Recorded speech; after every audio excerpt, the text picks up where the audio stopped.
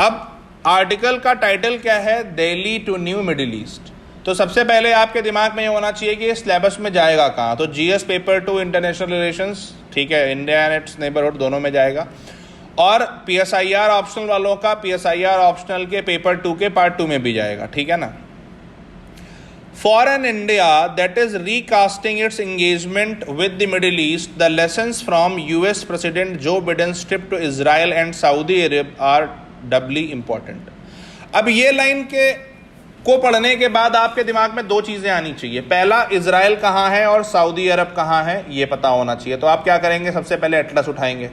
Atlas में देखेंगे कि अच्छा भाई ये इजराइल की लोकेशन है और ये आपकी सऊदी अरब की लोकेशन है। अगर मैं आपको यहां पर दिखाऊं, ठीक है ना, तो मतलब कभी भी, मतलब ये this is very basic thing about doing newspaper, ठीक है। जैसे ही आपने देखा कि भाई इजराइल और सऊदी अरब न्यूज में आए हैं, आपने क्या किया, आपने सीधे सीधे मैप में उनको खोला और एक बार उनकी लोकेशन देख ली, ठीक, कि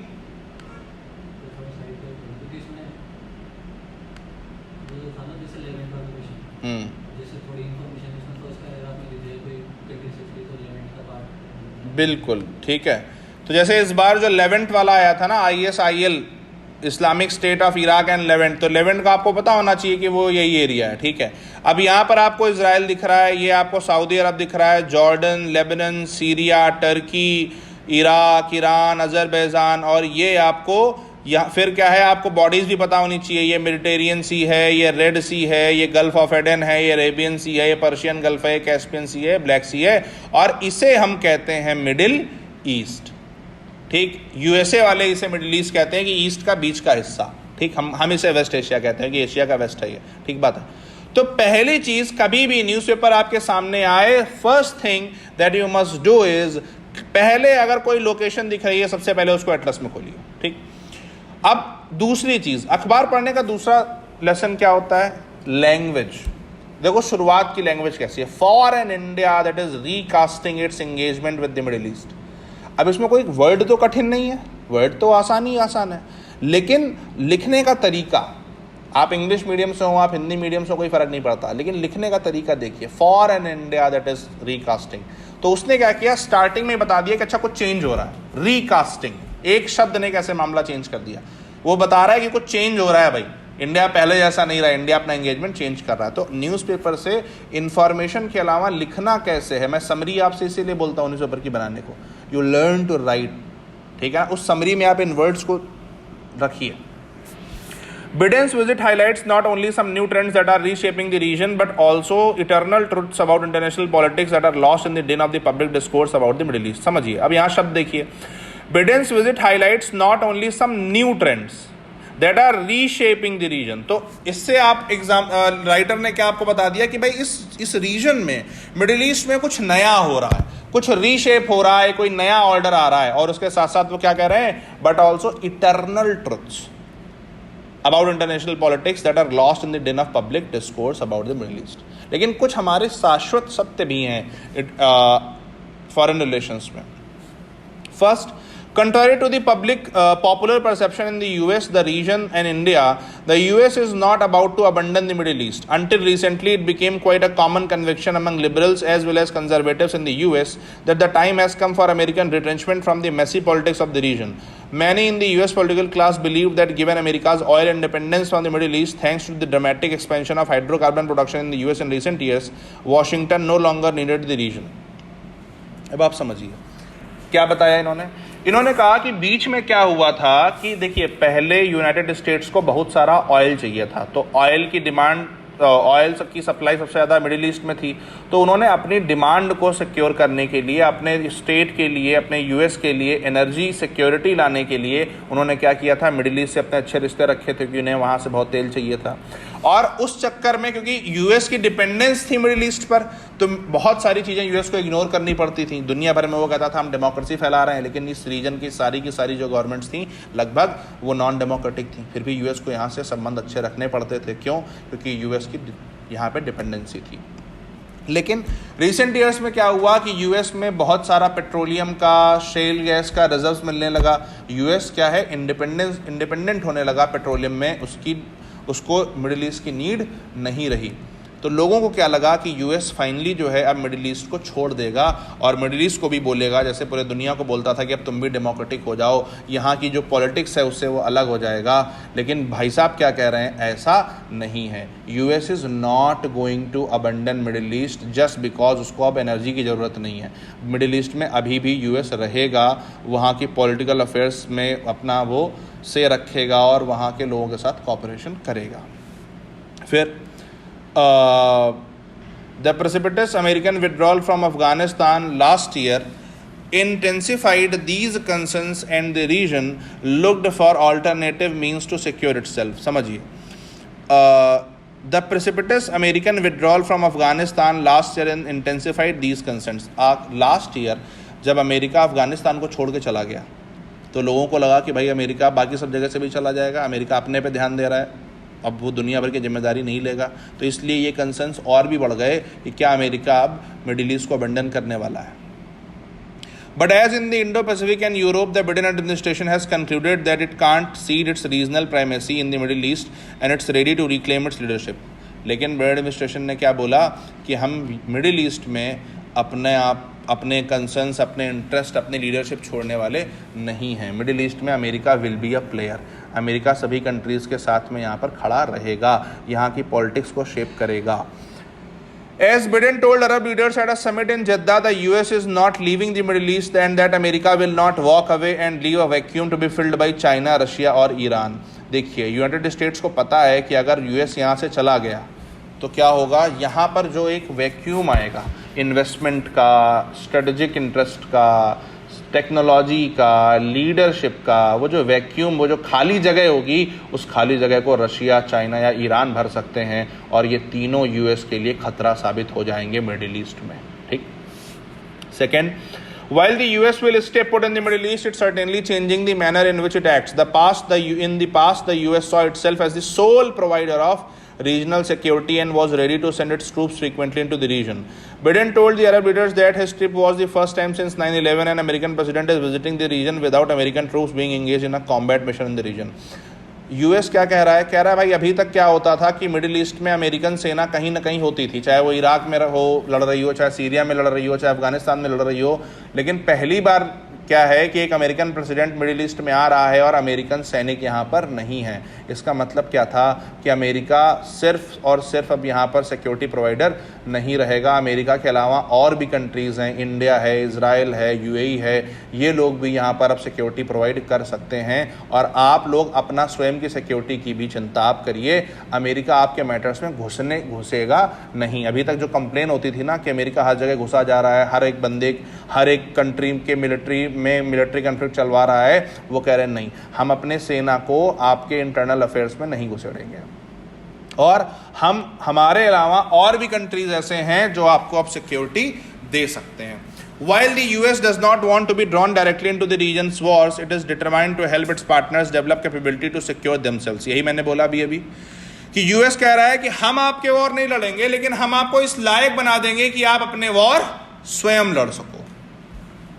Equally important is the effort to produce greater reconciliation among Arabs and Israel and create stronger networks within and beyond the region to strengthen deterrence against adversaries.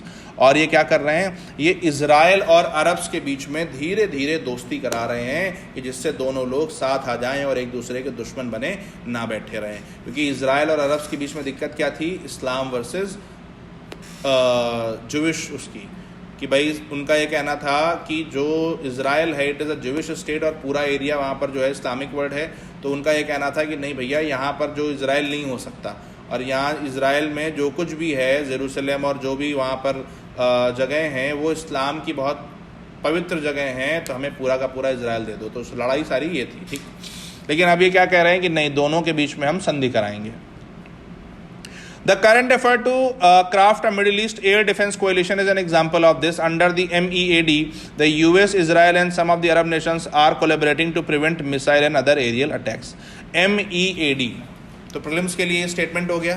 MEAD क्या है, एक कॉमन एयर डिफेंस सिस्टम है, ठीक है ना, एक common air defence system है जिसके अंदर में यूएस, इजराइल और बाकी सारे अरब नेशंस हैं। तो middle east air defence coalition MEAD, prelims का स्टेटमेंट हो गया ये MEAD, ठीक है। Middle east air defence coalition, ठीक है ना, उसमें क्या है कि US, इजराइल और बाकी अरब नेशन साथ में आ रहे हैं जिससे कि वो एक कॉमन एयर डिफेंस सिस्टम बना सकें।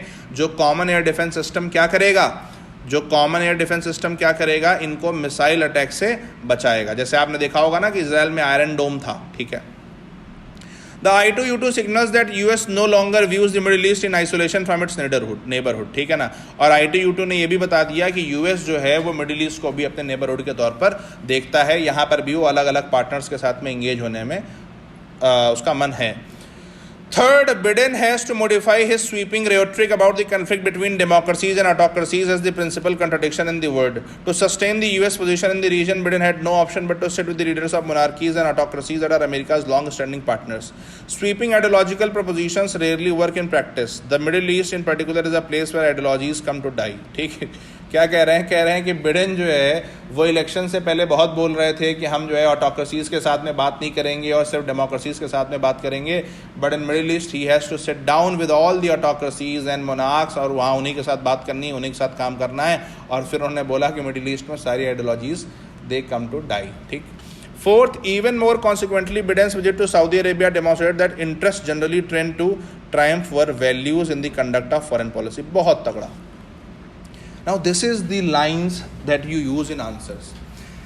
जब बिडेन जो है वो सऊदी अरब पहुंचे तो उससे पहले बिडेन क्या कह रहे थे कि नहीं, हम सऊदी अरब से बात नहीं करेंगे क्योंकि हम डेमोक्रेसी हैं, हमारी वैल्यूज़ इंपॉर्टेंट है, डेमोक्रेटिक वैल्यूज़, और वो जो है वो तानाशाह हैं, मोनार्क हैं, हम उनसे बात नहीं करेंगे। लेकिन जब बात आती है अपने इंटरेस्ट्स की कि भैया USA के जो मिडिल ईस्ट में इंटरेस्ट हैं वो ख़त्म हो जाएंगे, ठीक है, वरना चाइना वहाँ पर आ जाएगा, हमारी कंपनीज़ का भविष्य खतरे में पड़ जाएगा। जब बात इंटरेस्ट की आती है तो वैल्यूज़ उतनी ज़्यादा मैटर नहीं करती हैं, क्योंकि यही फॉरेन पॉलिसी का डायनामिज्म है, गतिशीलता, ठीक, कि भाई आपको समझना होगा कि आपकी फॉरेन पॉलिसी लगातार नीड्स के हिसाब से गाइड होनी चाहिए, ठीक है ना। तो बहुत बढ़िया लाइन लिखी है, जहाँ इंटरेस्ट की बात आती है वहाँ वैल्यूज़ मैटर नहीं करती, ठीक। During his campaign for the presidency, Biden vowed to isolate the Saudi state from the global community. Biden was responding to the outrage in the US against the killing of Jamal Khashoggi by Saudi agents in the Istanbul Consulate in 2018. Biden's words, Jamal खोशगोई के बारे में आपको पता होगा कि एक US citizen थे, रहने वाले ओरिजिनली सऊदी अरब के थे, टर्की में रह रहे थे और वॉशिंगटन पोस्ट के जर्नलिस्ट थे, और इन्होंने सऊदी अरब के जो प्रिंस है उसके खिलाफ कुछ लिखा था तो उन्होंने कॉन्सुलेट में ले जाके ब्रूटली उनको मार दिया था, जिसके कारण जो है ये सऊदी अरब के पीछे पड़े थे। Biden's words seem to have little cost when he said them, but now as a US president he had the acute discomfort of publicly eating those words during his trip to the region, agreeing to a fist bump with the Saudi Crown Prince Mohammed bin Salman. With domestic media and political opponents focusing on his past rhetoric, Biden put his head down to do what was right for the US to repair the relationship with the Saudi Arab. Amidst the pressing need to cool down the global oil market and ease domestic inflation just months before the midterm election in America. समझिए, US में भयंकर inflation चल रहा है क्योंकि gas और oil prices बहुत ज़्यादा बढ़ रहे हैं, ठीक है ना। तो ऐसी स्थिति में क्या है कि बिडेन को सऊदी अरब से रिलेशन सही करने हैं, क्यों, क्योंकि वरना US में इन्फ्लेशन बहुत ज़्यादा बढ़ जाएगा, पूरी दुनिया में इन्फ्लेशन बढ़ सकता है। तो बिडेन ने अपनी रेटरिक और अपनी पॉलिटिकल आइडियोलॉजी को किनारे रख करके और मोहम्मद बिन सलमान के साथ अपने रिश्ते अच्छे करने की शुरुआत कर दी है, which shows mature leadership of the leader, कि भाई अपनी पर्सनल रेटरिक किनारे, लेकिन जब when you will sit down with it for the talks then you uphold national interest, ठीक है। Fifth, Biden's focus on national interest found an echo in the Middle East, ठीक। Biden's focus on national interest, क्योंकि foreign policy guide कैसे होती है, national interest से। तो Biden को अपने नेशनल इंटरेस्ट संभालने हैं और मिडिल ईस्ट को अपने नेशनल इंटरेस्ट संभालने हैं। Which is learning to put nation above other identities such as ethnicity and region. समझिए, मिडिल ईस्ट क्या कर रहा है, पहले तो वो इस्लाम, सिया, सुन्नी इस सब में पड़ा था, बट अब हर कंट्री क्या कर रहा है, अपने नेशन को पहले रख रहा है, नेशनल इंटरेस्ट को पहले रख रहा है। In the past, the region seemed immune to nationalism and it focused on a transcendental notion of pan-Arabism and pan-Islamism, ठीक। लेकिन अब यहाँ पर भी नेशनलिज्म अपने अपने कंट्री की इंटरेस्ट की बात आ रही है। There is plenty of evidence that the old illusions are being discarded. Neither the Arab League nor the Organization of Islamic Cooperation has met the objectives of their founders. समझिए, पहले इन्होंने क्या किया, अपने आप को ऑर्गेनाइज करने की कोशिश की थी कि सारे अरब कंट्री साथ आ जाएं या सारे इस्लामिक कंट्री साथ आ जाएं, बट उससे किसी का फायदा नहीं हुआ। तो अब ये लोग अपने अपने नेशनल इंटरेस्ट को परस्यू कर रहे हैं। Although the idea of Arab solidarity on the Palestinian issue endures, many Arab leaders are not willing to let that come in the way of normalization of relation with the Israel. So all the Arab nations now wants कि नहीं Israel के साथ में रिश्ते ठीक हों. पहले क्या था, इजराइल को सब दुश्मन मानते थे. क्यों? क्योंकि इस्लाम वर्सेस जुविश वाला एंगल था, क्योंकि ये इस्लामिज्म को लेकर के चल रहे थे, नेशनल इंटरेस्ट लेके नहीं चल रहे थे. तो ये सारे के सारे इजराइल का बायकॉट कर रहे थे. उसके बाद a critical section of the Arabs long seen as irreconcilably opposed to Israel are now joining hands with the Jewish state to counter threats to their national security from Iran. Their shared Islamic identity with Iran does not translate into common precipitation of regional security. In fact, the contradiction between Arabs and Iran has emerged as a major fault line in the region. Consider the case of Iraq too. समझिए, Arabs क्या कर रहे हैं कि Arabs अब अपने आप को इजराइल से अलाइन कर रहे हैं और ईरान से वो थोड़ा सा अलग हो रहे हैं, क्योंकि उन्हें लगता है कि हमारे और ईरान के इंटरेस्ट सेम नहीं हैं, हमारी सिक्योरिटी चैलेंजेस अलग हैं, ईरान के सिक्योरिटी चैलेंजेस अलग हैं. लेकिन ये कब हो सकता है? जब अरब्स अपने आप को अरब नहीं कंट्री के तौर पर देखें कि हम यूएई हैं, हमारे ये नेशनल इंटरेस्ट हैं, हम ओमान हैं, हम कुवैत हैं, हम कतर हैं, हम सऊदी हैं, हम जॉर्डन हैं, हमारे ये नेशनल इंटरेस्ट हैं, ईरान के अपने नेशनल इंटरेस्ट हैं, हम ईरान के चक्कर में अपना दिक्कत नहीं खड़ी कर सकते. ठीक. The US invasion of Iraq in 2003 to oust Saddam Hussein led to empowerment of the Shia majority in the country. Arabs who had backed the US invasion watched warily as Shia Iran rapidly gained influence inside Iraq, but Baghdad has been unwilling to subordinate its Iraqi identity or Arab ethnicity to Shia solidarity with Iran. Iraq, which is both Shia and Arab, has found that it can play the role of an independent bridge between Saudi Arab and Iran.